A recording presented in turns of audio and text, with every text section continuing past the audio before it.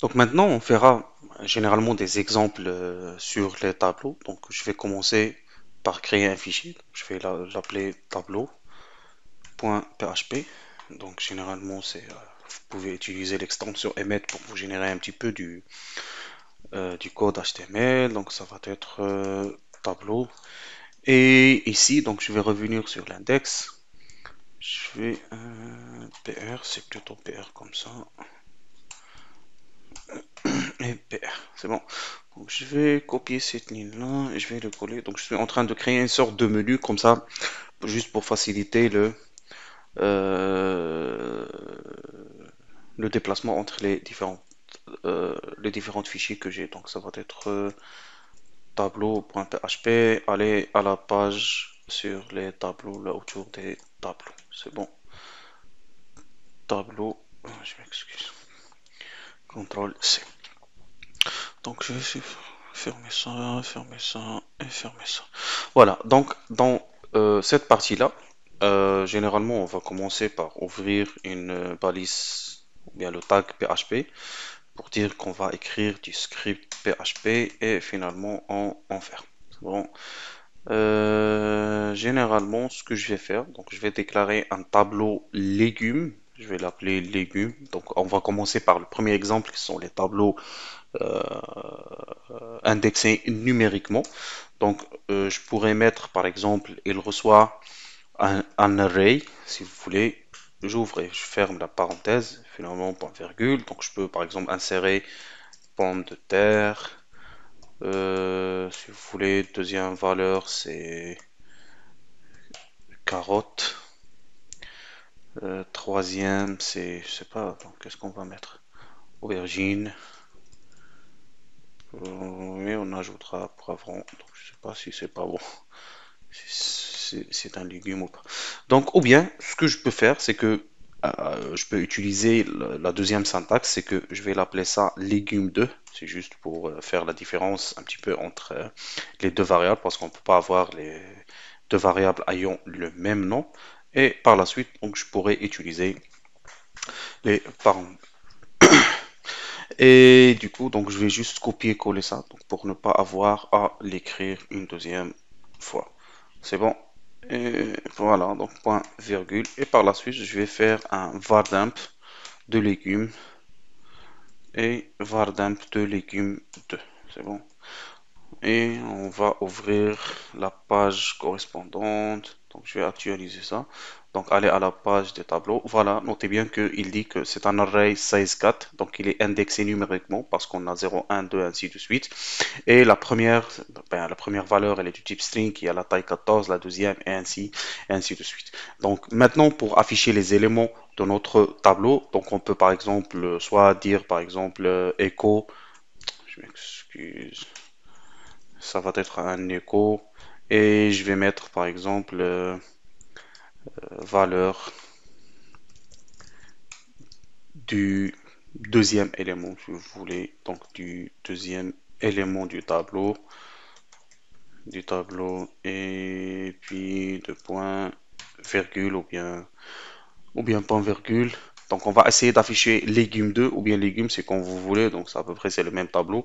Et on verra ici qu'est-ce que ça va nous donner. Donc je vais réactualiser. Notez bien que array to string, donc ici on a une erreur parce que qu'est-ce qu'on est en train de faire, c'est que echo elle attend comme valeur une chaîne de caractères, mais par contre ici il peut pas faire la conversion depuis un tableau vers chaîne de caractères. Donc c'est pour ça qu'on a une erreur, donc il nous affiche le array. Donc ce qu'on va faire, c'est qu'on doit indiquer un index. Par exemple, ça va être deuxième élément. Donc le deuxième, c'est carotte. Donc c'est qui ayant l'indice 1. Bon, maintenant je vais réactualiser et notez bien, valeur du deuxième élément du tableau est carotte. Mais notez bien que l'utilisation des échos comme ça, donc c'est pas vraiment trop pratique, surtout si on travaille avec les tableaux. Donc supposons qu'on veut afficher tous ces éléments-là et qu'on a 1000 valeurs, là ça va être un petit peu très astreignant d'utiliser un petit peu des échos. Donc ce qu'on va faire, c'est qu'on va passer par une boucle for, ou while ou do while, c'est comme vous voulez. Donc voilà, donc i++. Donc, ça permet un petit peu de générer, donc, mais au lieu d'avoir du var_dump, donc on utilisera un echo. Notez bien que ici, on utilise la fonction count. Donc, cette fonction-là, elle permet de compter le nombre d'éléments que contient un tableau. C'est bon? Donc, dans notre cas, la fonction count va retourner, ou bien si vous voulez, on peut faire déjà un écho de count pour qu'elle puisse nous donner un petit peu la valeur qu'elle contient. Donc, nombre d'éléments. Donc, je m'excuse, je dois esquiver le caractère d'éléments du tableau et je ferme. Et oui, ça va être count. Et par la suite, ça va être légumes ou bien légumes 2, c'est comme vous voulez. Donc, PR, et juste pour avoir un retour à la ligne. C'est bon, donc maintenant dans la boucle for, on ne fait rien, donc c'est normal qu'il ne va rien afficher. Et je réactualise, donc nombre d'éléments du tableau est 4. Donc si vous voulez, on pourrait changer ça à légumes 2. Ça va, si vous voulez, donc on pourrait ajouter autre chose ici. Donc par exemple, on ajoutera, par exemple, brocoli, si vous voulez. Donc ça va être brocoli. Je sais pas si je l'avais écrit. Par exemple, chou et chou de Bruxelles. Chou de Bruxelles. Chou-fleur. Donc généralement ça, on a ajouté juste des éléments pour être sûr que maintenant var_dump, le var_dump, on aura différentes valeurs. Donc je vais sauvegarder si vous voulez et réactualiser. Donc notez bien ici que la taille de notre tableau est 7, donc, puisqu'il contient 7 éléments. Et notez bien le nombre d'éléments du tableau est 7. Normalement, parce qu'on est en train d'afficher légumes 2. Donc si on affiche légumes tout court, maintenant, il va réafficher toujours le 4. Voilà, nombre de tableau est 4. Donc ici, généralement, le count, c'est une fonction qui prend comme paramètre le nom d'un tableau et ça permet de retourner un entier qui est le nombre d'éléments que contient votre tableau. C'est bon. Donc, c'est juste, on utilisera le deuxième tableau si vous voulez et on aura un écho, par exemple, si vous voulez, donc on peut avoir légumes et ça sera $i plus 1.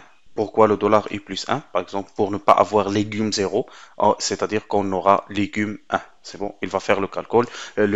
Et notez bien ici, on n'est pas en train de stocker $i plus 1. Ça, c'est juste une valeur qui sera calculée, mais la valeur ne sera pas stockée dans i. C'est bon. Donc, si la valeur de i vaut 0, alors $i plus 1, ça vaudra 1, mais la valeur de i restera toujours 0. Par contre, si je fais, par exemple, $i reçoit, par exemple, $i plus 1, donc là, on aura un problème d'indexation au niveau du tableau parce que là, la valeur de i, dans la première itération, ça va être 0. Ici, qu'est-ce qu'on est en train de faire? C'est que on dit que la nouvelle valeur de i va prendre à l'ancienne valeur. L'ancienne valeur, c'est 0. 0 plus 1, ça va donner 1. Et puisque les instructions vont s'exécuter ici, la dernière instruction qu'on avait dit au niveau de la boucle for qui va s'exécuter, c'est le $i plus plus. C'est comme si on est en train de faire encore une fois un $i reçoit $i plus 1 comme étant dernière instruction. Donc maintenant, le $i ou bien la variable i aura comme nouvelle valeur 2. C'est-à-dire que une fois que le programme, au lieu d'afficher carotte, il affichera aubergine. C'est bon? Parce que ça, c'est 0, ça, c'est 1 et ça, c'est 2. C'est bon? Par contre, ici, on n'est pas en train de stocker la valeur, c'est-à-dire il va juste faire un calcul, c'est-à-dire il va prendre cette valeur et ajouter 1. Et nous, si on fait comme ça, c'est juste parce que nous, on comprend que les tableaux, ça commence par 0. Par contre, un simple utilisateur ne comprendra pas de quoi il s'agit le 0. Légumes 1, par exemple, et on aura, par exemple, et si vous voulez, donc je ferai un espace ici, deux points, espace, point, virgule, juste pour faire la concaténation. Et ça va être légume 2, et ça va être l'indice i. C'est bon. Et finalement, on aura un PR. Donc, on reviendra ici, juste pour un petit peu tester ce que... Voilà, donc on a légumes 1 et pommes de terre, légumes 2 et carottes, légumes 3 et aubergines. Voilà, donc pommes de terre, carottes, aubergines, poivrons, choux de Bruxelles et ainsi de suite. Si vous voulez, on pourrait refaire l'affichage ici. Donc ici, au lieu d'avoir... euh, donc ici, on aura par exemple for. Avant le for, on aura un écho, si vous voulez. Donc c'est juste pour rendre un petit peu l'affichage plus joli. Donc ça va être UL, ferme, point virgule. Et ici, au lieu, donc on aura un LI. C'est bon. Donc ça, juste pour vous montrer un petit peu le code HTML, ou bien qu'on peut mélanger entre du code PHP et HTML. Et finalement ici, on va faire un... Donc je vais juste copier cette ligne-là. Je vais les mettre ici. Et finalement le fin UL. Bon, donc on peut réactualiser ici. Et notez bien ici, on a légumes 1 et pommes de terre et ainsi de suite. Donc vous pouvez mélanger un petit peu du code HTML avec du PHP pour un petit peu rendre l'affichage plus lisible. Concernant le deuxième exemple, maintenant, ce qu'on va faire, c'est qu'on va essayer d'utiliser la boucle for each. Pour cela, on n'aura plus besoin, euh, donc on n'aura plus besoin de la boucle for, mais ça va être for each légumes généralement as key value, mais nous ce qu'on va faire, c'est on va utiliser la première syntaxe as légumes, et notez bien que je vais écrire légumes sans s, c'est-à-dire qu'on va prendre, parce que légumes, ça c'est un tableau qui va stocker des légumes, donc on suppose que c'est en pluriel et légumes c'est en singulier. C'est bon. Là, ici, on n'aura pas vraiment besoin des parenthèses vu qu'on aura une seule instruction, mais vous pouvez les mettre juste pour rester un petit peu tranquille. Donc, ça va être écho et légumes. Et ici, on pourra mettre toujours le LI. Et ici, fin LI. Fin LI. Notez bien qu'on n'a pas, si vous voulez, on peut ne pas utiliser la deuxième syntaxe qui est as key value, c'est-à-dire la clé et la valeur, vu que ici les clés sont juste des entiers et ils n'ont pas vraiment une signification pour que ce soit pour l'application ou tout ce que vous voulez. Donc je vais réactualiser et notez bien ici on a pommes de terre, carottes, aubergines, poivrons. Donc ça va être légumes 2 juste pour afficher les 7. Voilà, donc, et on a les 7. Mais notez bien que ce qu'on va faire, c'est qu'on va utiliser maintenant la deuxième syntaxe, c'est qui. Donc notez bien que cette variable-là, vous pouvez l'appeler comme vous voulez. Donc, mais au niveau du codage, on lui donne qui, c'est juste pour comprendre que on va afficher la clé de notre table. C'est bon. Donc ça va être qui et virgule et ici virgule. C'est bon. On peut avoir deux points ici juste pour faire la différence. On va réactualiser. Notez bien, on a 0 pomme de terre, 1 carotte et ainsi de suite. Donc ça, c'était un petit peu l'exemple d'un tableau, si vous voulez, donc numérique. On peut utiliser un tableau, par exemple, associatif. Donc un tableau associatif, donc ça va être personne ou bien étudiant, de tout ce que vous voulez. Donc ça va être ici non, donc on aura non, ça c'est la clé, et ayant comme valeur c'est John ou bien Doe, prénom si vous voulez, ben, je vais supprimer ça juste pour que vous puissiez voir ce que je fais, ce que je suis en train de faire réellement. Donc prénom, donc la valeur associée à cette clé là, donc ça va être John. Je vais faire un espace par la suite. Ça va être virgule. Si vous voulez, on peut avoir une autre clé âge et la valeur associée c'est 40. Si vous voulez, c'est une valeur qui est numérique. Et on peut avoir une autre variable, par exemple, qui est email et ayant comme valeur l'email de notre personne. C'est John Doe mail.com. Bon, donc je vais supprimer ça juste pour que vous puissiez pas vous ne serez pas confondu. Donc je vais copier cette valeur là, je vais la mettre ici dans le fardamp et puis je vais couper ça. Je vais le couper pour le laisser juste pour afficher le vardamp et par la suite afficher le nombre d'éléments dans notre table. Donc notez bien, je m'excuse là, je me suis, j'ai pas vraiment trop changé ici légumes à personne. Voilà. Donc on va réactualiser. Notez bien qu'on a notre nombre élément C4. Donc c'est le vardamp et l'affiche que personne. C'est un tableau qui contient 4 éléments. Le premier ayant comme clé nom et comme valeur une chaîne de caractères qui est 2, sa taille c'est 3, donc on a 3 caractères, ainsi de suite. Le âge c'est un entier et la valeur c'est 40. Maintenant, ce qu'on va faire, c'est que je vais copier le code que j'avais mis ici et on va un petit peu utiliser la boucle for each pour parcourir les éléments de notre tableau et les afficher. Donc ça va être personne. Notez bien que je peux utiliser juste la valeur directement, donc as person ou bien as p, c'est comme vous voulez. Donc ça va être plus facile. Donc je vais couper, je vais supprimer tout ça. Et ça va être, ici on va mettre p, c'est bon. Et finalement je vais réactualiser, notez bien on a Donjo 40 et John 2. Mais avec les tableaux associatifs, si on stocke des clés et des valeurs, c'est que la clé a une signification euh, pour la valeur. Donc ici, ce qu'on va faire, donc ça va être key ou bien k, juste pour dire qu'il s'agit ici d'une clé, et p, c'est bon. Et notez bien, ici, on va mettre $k, key, u virgule, ici, donc on mettra les deux points, espace, espace, et voilà.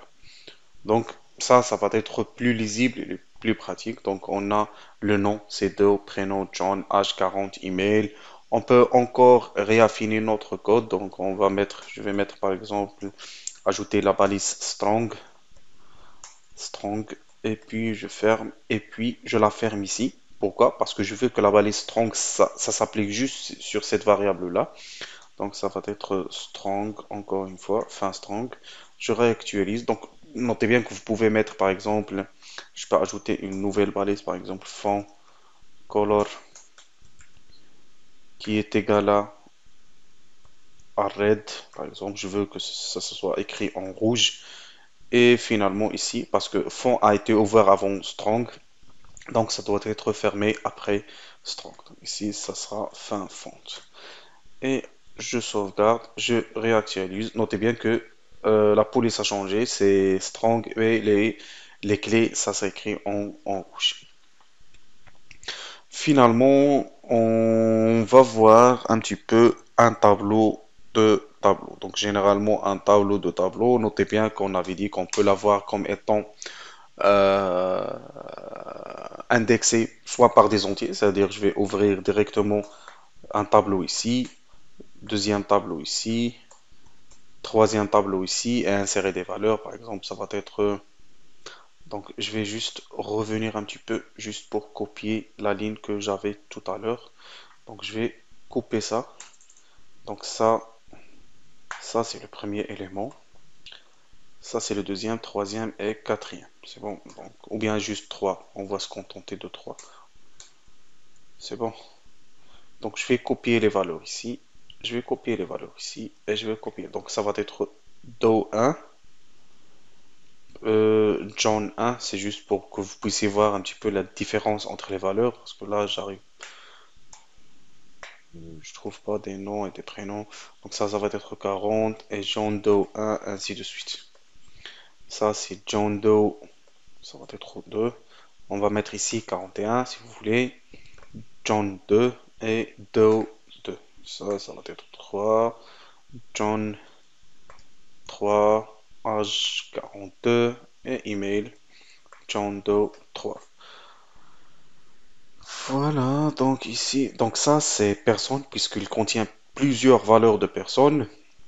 Donc je vais couper ça. Donc juste pour voir ce que ça va donner vardamp et puis le count et on reviendra pour un petit peu afficher les nombres ou bien pour afficher les éléments de notre table. C'est bon. Donc ça va être, on va réactualiser. Notez bien qu'il dit que personne, c'est un array qui contient trois éléments. Donc notez bien ici, on a trois éléments. Ça c'est le premier, ça c'est le deuxième et ça c'est le troisième. Et le premier élément, il est indexé par un zéro. Et ça c'est un array qui contient quatre éléments, si vous voulez. Donc le premier, il est indexé par nom, prénom, âge et ainsi de suite. Et notez bien qu'on a un nombre d'éléments du tableau est 3. Par exemple, si on veut connaître le nombre d'éléments du premier tableau 0, 1 ou 2, il suffit juste ici d'ajouter par exemple 0. C'est bon. Ou bien on va mettre 0. Donc ce que je vais faire ici, donc je vais ajouter un nouveau champ, par exemple email. Je vais ajouter une clé, par exemple tel, téléphone, est égal supérieur à, et ça va être une chaîne 0, 1, 2, 3, 1, je m'excuse, 0, 1, 2, 3, 4, 5, 6, 7, 8 et 9. C'est bon. Donc on va mettre 0, donc ça c'est l'élément 0, ça c'est l'élément 1, ça c'est l'élément 2. Donc juste que vous puissiez un petit peu voir ou bien toucher la différence.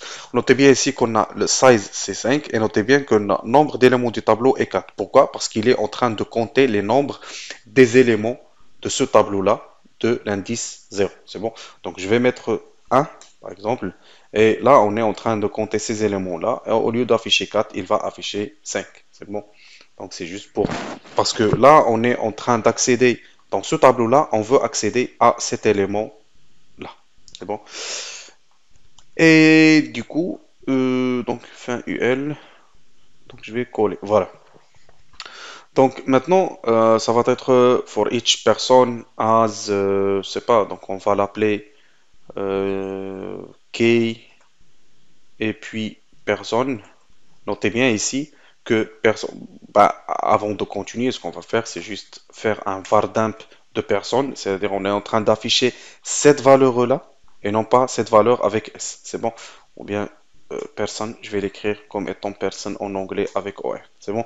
On est en train d'afficher cette valeur-là. C'est-à-dire que à chaque fois, on va afficher le contenu de ça, puis le contenu de ça, ainsi de suite. Ça, c'est juste pour vous montrer un petit peu comment la boucle for each fonctionne.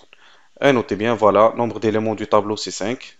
Ça, c'est l'instruction qui se trouve ici. Et ce qui suit par la suite, c'est la boucle for each. Notez bien que le premier, sa taille c'est 16, à peu près ça. C'est ce tableau-ça. C'est ce tableau-là. Le deuxième c'est 5 et le troisième c'est 5. Mais notez bien ici qu'il ne nous affiche pas le array, c'est-à-dire la table personne avec S qui contient le tout. Pourquoi? Parce que vardamp, là, elle ne reçoit que ces valeurs là, c'est bon. Ces valeurs de notre tableau, c'est-à-dire qu'on a dépassé là le tableau ou bien le tableau, le grand tableau.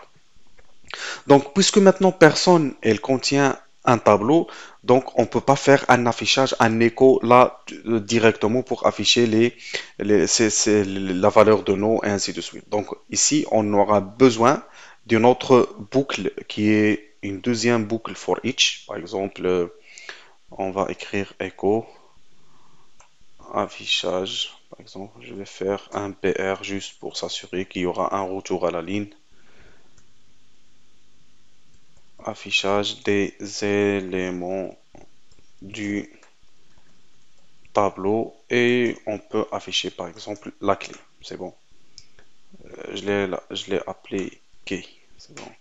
Par la suite, ici, on aura je vais juste réactualiser. Donc, ici, affichage du tableau 0, c'est-à-dire l'indice, ayant les valeurs de l'indice 0, ça ce sont les valeurs de l'indice 1 et ainsi de suite. Donc, jusqu'à maintenant, notre code, il fonctionne très bien. Donc, ici, j'aurais besoin d'une autre boucle for each. Et ici, on n'a personne parce qu'à chaque fois, on aura besoin de parcourir ce tableau-là qu'on a pu récupérer et on va l'appeler K, juste tout court, et P. C'est bon. Donc la valeur récupérée, c'est CP. C'est bon. Et du coup, donc ici, le fin UL, euh, donc ici, donc on va faire un écho. Et puis, ça va être LI. Euh, puis ça va être K, P, et puis fin LI. C'est bon? K, P, et puis fin LI. Donc on aura ici les deux points. Et voilà. Donc je vais supprimer ça. Donc ça, c'est la fin de la dernière boucle for each. Ça, c'est la fin de la première boucle for each. Et du coup, ici, on sera obligé d'avoir le UL ici. Parce que si on l'a ici, donc on n'aura qu'un seul UL, mais on va déboguer un petit peu le code et vous allez voir un petit peu la différence entre les deux. Donc ça va être UL, point virgule, et ici. Donc on doit la fermer juste après, une fois qu'on a quitté cette boucle-là. Donc c'est fin UL. Donc je vais réactualiser. Notez bien qu'ici on a nom do1, genre 1, donc affichage des éléments du tableau 0. Donc si on inspecte, notez bien que on a affichage des éléments du tableau 0, on a un UL qui est ouvert et il est fermé. Donc il est fermé juste une fois qu'on a saisi ou bien qu'on a terminé avec les éléments de notre tableau. Et par la suite, on a un deuxième UL qui s'est ouvert. Par contre, si on avait mis, c'est comme si on avait à chaque fois écrit UL pour les trois éléments. Par contre, si on avait le UL avant la boucle for, c'est-à-dire ici, et UL après la boucle for, dans ce cas-là, on n'aura qu'un seul UL avec des LI et du coup, notre code ne sera pas vraiment très lisible. Maintenant, on comprend que ça, c'est la première personne, ça, c'est la deuxième, ça, c'est la troisième, mais maintenant, vous allez voir comment l'affichage sera rendu. C'est bon? Notez bien que l'affichage n'est pas vraiment trop bien géré. Si on fait un inspect, notez bien qu'ici qu'on a un seul UL qui contient le tout.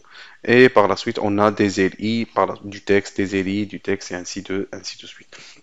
Et notez bien que ça dépend toujours sur comment vous voulez vraiment afficher les choses. Et pourquoi? Donc, on a vu un petit peu les tableaux associatifs parce que ça va nous servir pour un petit peu gérer tout, surtout si on a des données qui sont envoyées par des formulaires avec la méthode get ou post. Donc, ça va nous servir un petit peu pour récupérer ces valeurs-là et faire le traitement